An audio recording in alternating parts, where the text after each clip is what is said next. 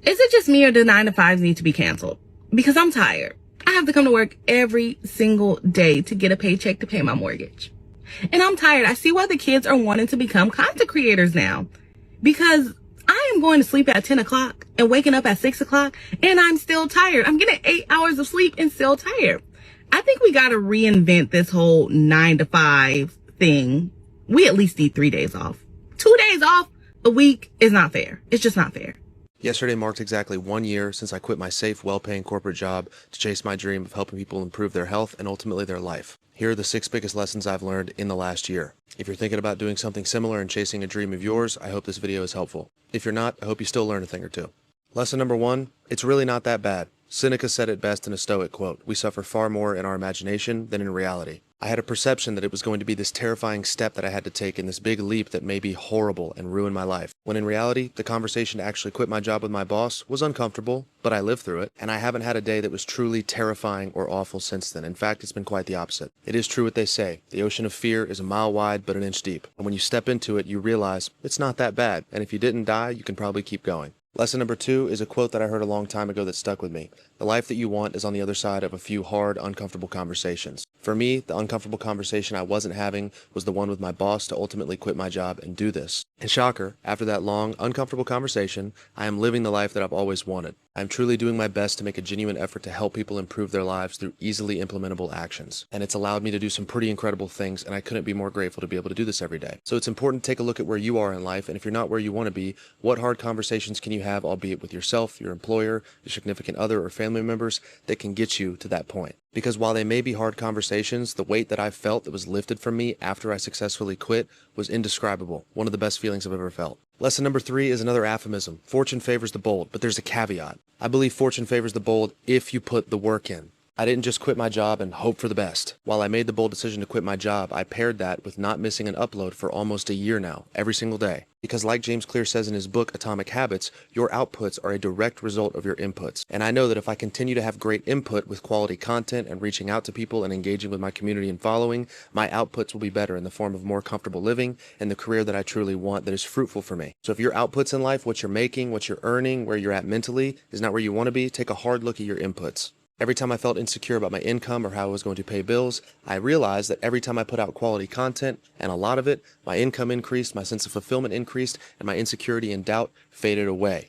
Not exactly a shocking lesson, but how much you earn and how fulfilled you feel is a direct result of the work you put in. So put in the work. Lesson number 4, while maybe more social media or entrepreneurially specific, people buy you. This is huge. There's a lot of people on here who are creating content because they want to make money, because they want to get famous, or because they think it's what people want to hear or see. But the reality is, when you are creating from a place of true, unfiltered authenticity and making content for you, it will land on the right audience and ultimately be better received. Rick Rubin, one of the titans of the music production industry, has a really interesting perspective on artists and what they create. He's worked with people like Lady Gaga, Kesha, LL Cool J, the Beastie Boys, and a whole lot more. He says the best thing artists can do, and the ones that have been the most successful, are the ones who are creating art that they truly want to create, without an intention or desire of it going viral or it getting popular, but truly coming from a place of their authenticity. Those are the ones that do the best, and I believe the lesson can be learned or can be extrapolated across entrepreneurs and content creators alike.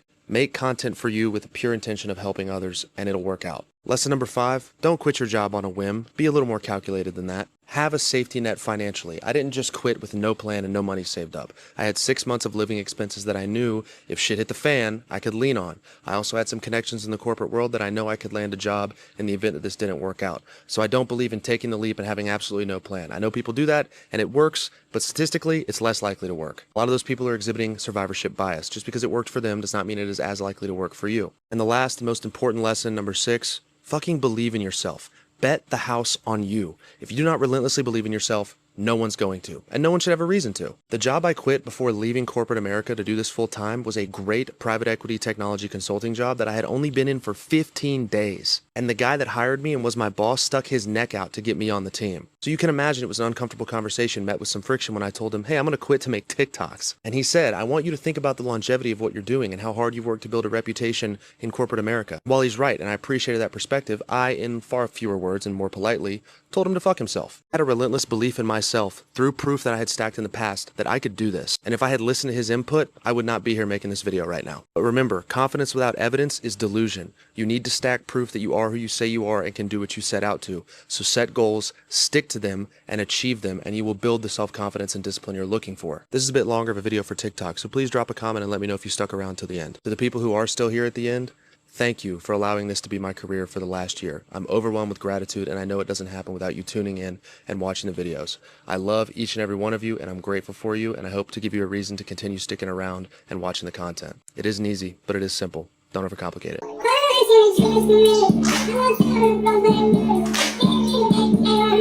For all the working ladies, I don't know how you do it. I have just finished university. I had clinics all day. Now it's about 5:30. By the time I get to the shops, it's going to be 6:30. I'll have to buy chicken, everything I need for whatever I'm going to make. By the time I get home, it's going to be 7 o'clock. I'll have to cook. That's going to take an hour. I'll have to get changed, shower. That takes time. I have no time to myself anymore. If this is what my life is going to be when working, I'm not happy. Like, I need to know how everyone else is doing it, because I don't get time for the gym. I hardly get time to revise. I have to clean the house. I've got to cook. I genuinely, I feel like I'm on the verge of a breakdown, because where's my free time? I feel like the only free time I get is on the weekends. Please tell me there's a way you manage this, especially the ladies who are working, who are also mums. How are you managing to go home, cook, clean, do the laundry? How do you manage this, a 9 to 5 every single day? Because, whoa. Well, that's my rant for today. Thank you for listening. So I got fired, no cause, just vibes. And when I was like, why is this happening? They were like, well, it just seems like you're not really invested long term. Like, it seems like you really don't like your job. And I was like, yeah, of course I don't like my job. Since when are we supposed to like our jobs? I thought you just bootstraps it and just muscle through the day like my Republican dad told me. What? God, corporate America is just getting out of control. Do y'all remember when I said I had that one-on-one and they were basically trying to say that I was making mistakes, well, between me and that pale-skinned girl? Why I had another one-on-one today, and they talking about yeah, Kamira, we realized that wasn't you making mistakes, so we just want to thank you.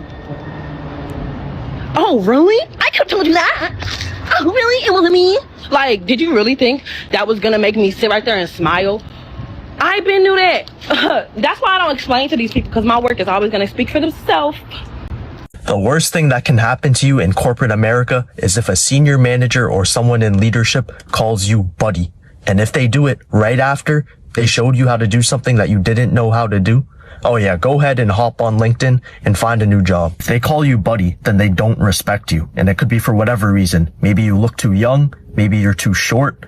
Maybe they heard something about you. The bottom line is they can't see you as someone they can trust with something important. Think of the times that you use buddy. You're probably talking to a little kid or a dog. You don't ever use buddy if you see someone as an equal. Even if it's not intentional, that's probably worse, because that means they're doing it subconsciously. If you want to be petty, what you can do is call him buddy back. But that's a dangerous game.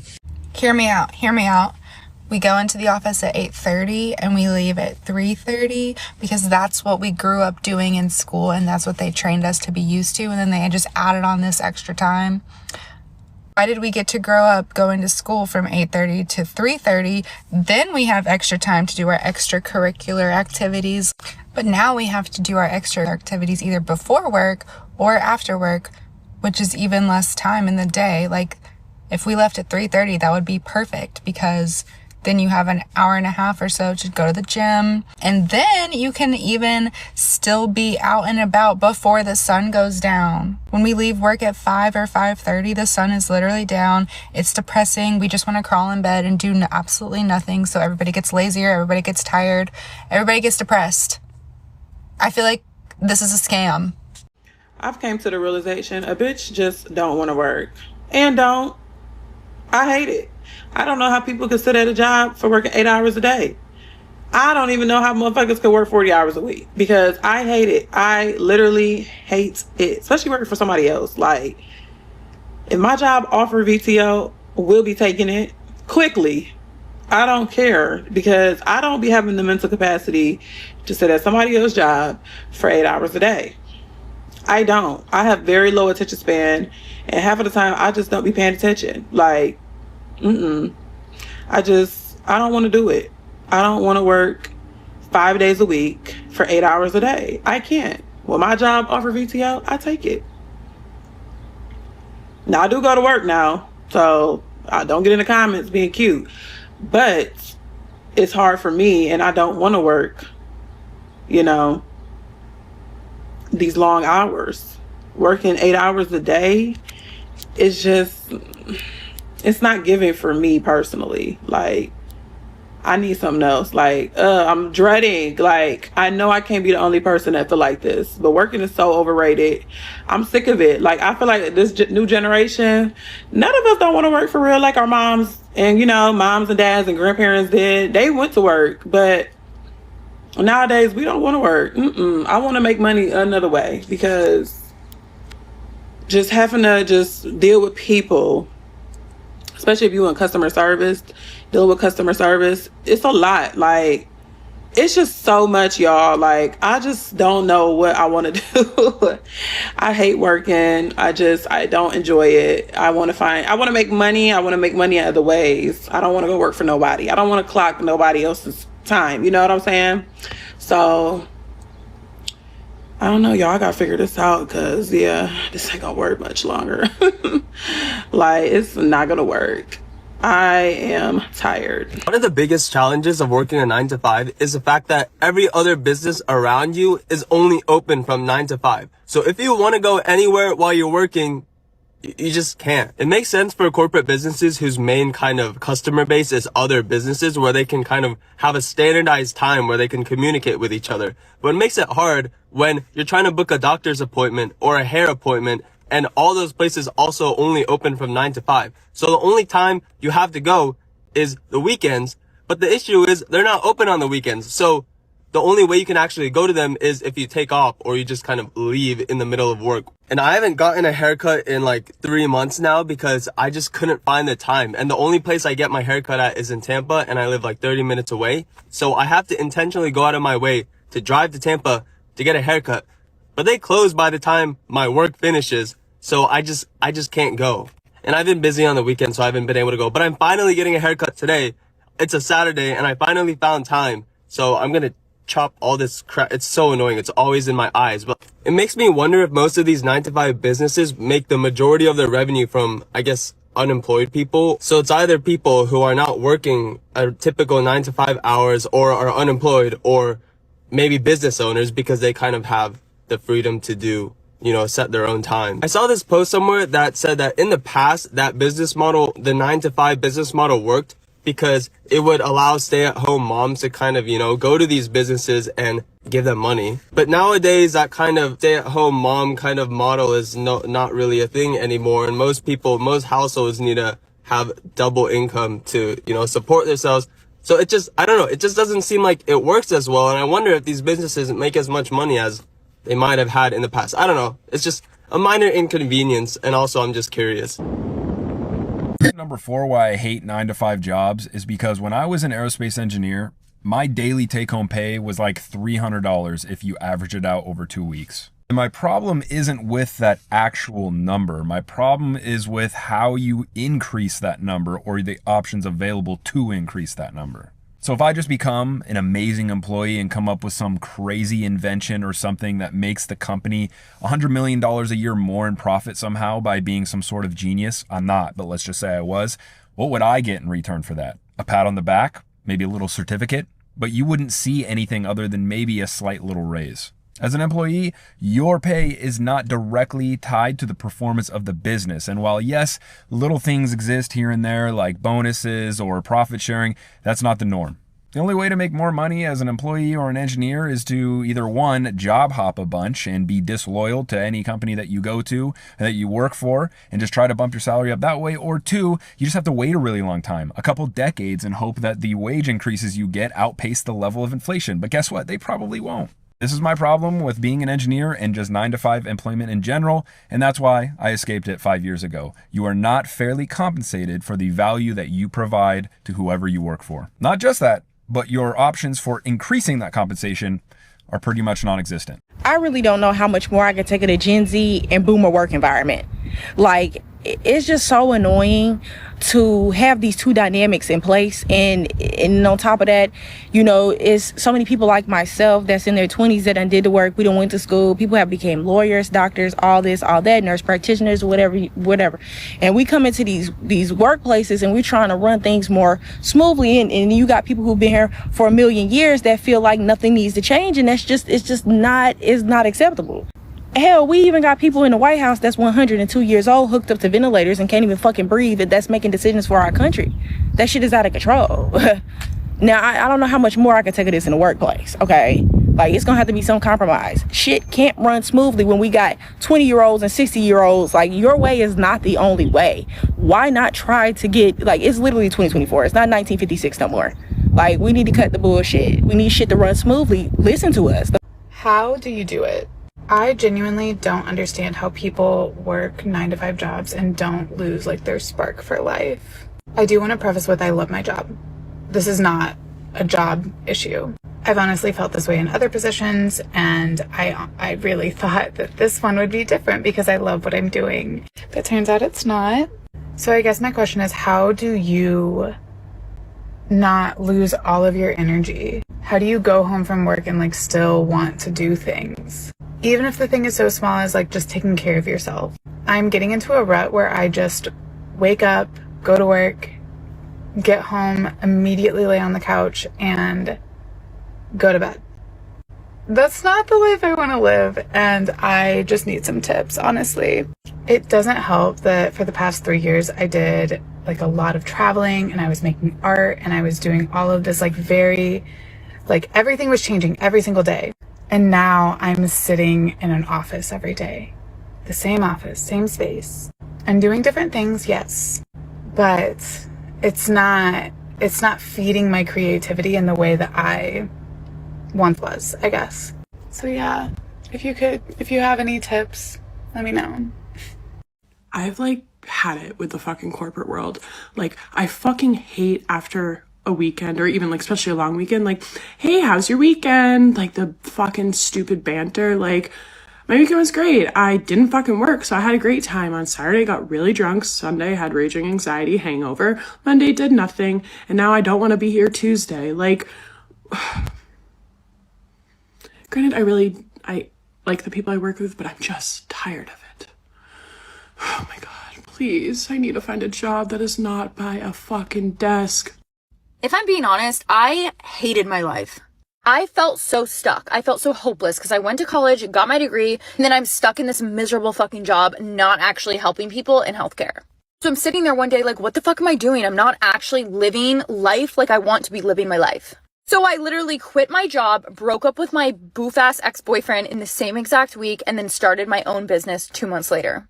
I took a massive chance on myself because I was like, I know that I'm meant for more in this life. I am meant to help people. I'm meant to make a difference. So I was like, I have to do something differently or I'm just going to stay stuck in the same miserable bullshit ass life. So I started my own business. I ended up generating 6 figures in 1 year, and I traveled to like 6 different countries that year, I think. And since then, it's been 3 years now. I've been able to generate over 6 figures online. I've traveled to 17 different countries, and I'm able to work from anywhere in the world. I'm here to tell you that your dreams, whatever's planted in your heart, is there for a reason, and I can help you bring it to life.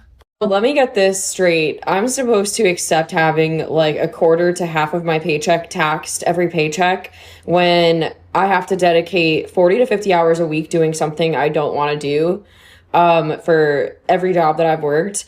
And I have nothing to show for any job that I've worked because they don't pay enough. But the money that you do make is taxed. So you're losing like half of that. And all these benefits You mean the high deductible healthcare plans that you end up paying so much out of pocket for, and they're taking money out of every single paycheck when you're not even sure if you're going to use your health insurance that month, but you have to opt in or else you don't get it for that entire year.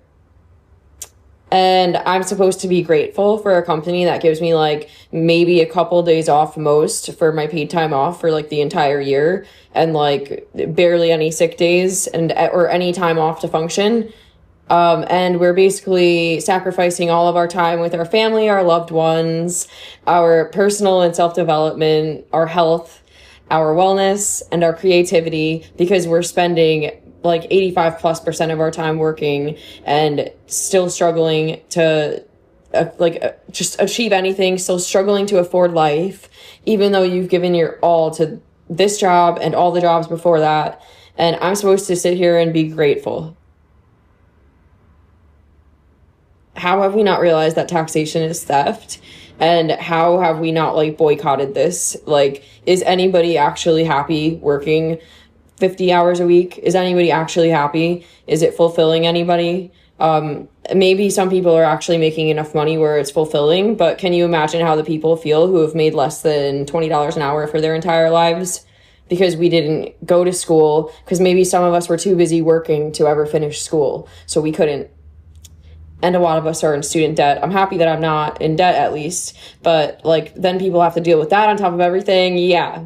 And you're telling me that we haven't been brainwashed into a certain system, because life shouldn't be this way. Is anyone else experiencing this kind of like disconnect and just general disinterest in the job search? I just feel like I don't care anymore, and it's so bad, like, because I graduated in 2023, so I did work a little bit in my field. I did have a job in accounting for a little bit. Well, right now I'm still waiting tables. My parents are just really getting on me because they're like, Olivia, you need to act like you're unemployed. Like, you're getting comfortable with your job. And it's like, no, I'm not getting comfortable. Like, in fact, I want to get out of serving. Like, it's great for what it is, but, you know, it's ultimately not what I want to do. And I do want to get out. But this other life, this like 9-to-5 life, doesn't seem very attractive to me anymore. And I just feel really disillusioned with the whole corporate life because, you know, for all the shit that you guys go through, at the very least, you could have job security, but you don't. Like, I'm really realizing that there's no such thing as job security. People used to tell me, oh, get a government job. Y'all see what's happening with the federal jobs? Like, there are whole departments being laid off out of nowhere, no notice, no nothing. You would think that with everything that y'all go through and how much time and energy you pour into these jobs that they would treat you better, and they don't. I have to move back in with my parents, so it's just something I'm thinking about because I know they're going to be on my ass about the job search and things like that. And it's not even that I'm lazy, it's just that I don't want to fight for something I don't actually want. It just doesn't seem worth it. Not only do we not have the same level of job security that our parents and our grandparents had, but we also can't afford anything. Even if we do have these jobs, even if we do have this job security, a lot of people can't even afford to pay their rent. At least back then, you guys could pay your rent. You know, you could pay your rent, you can buy your car, you could buy houses, you could afford to eat, you could afford to have fun. We don't have that same reality. The way prices have gone up in comparison to the way wages and salaries have stayed stagnant is insane, and nobody's talking about it. We don't have the same reality that our parents and grandparents did, and they don't want to acknowledge that. What we're fighting for is not the same thing that you guys were experiencing. So it's like, I'm fighting so hard to get some 9-to-5 that's going to pay me barely enough to rent a room in a house and live in fear every day of being laid off on a random Tuesday. And then in the midst of that, I don't even know if I can put food on the table, or if I can put food on the table, I don't know if I can put gas in my car. And if I can put gas in my car, I don't know if I can have fun because I need to put food on the table and gas in my car. Our money is not going as far as it used to go. And I feel like we're getting gaslit about that. Like, home prices, tuition prices, like the way everything has gone up and they're paying us the same amount of money is insane. So excuse me if I have no interest in fighting for my life in corporate America. I'm sorry. Neurodivergent baddies should not work 9 to 5.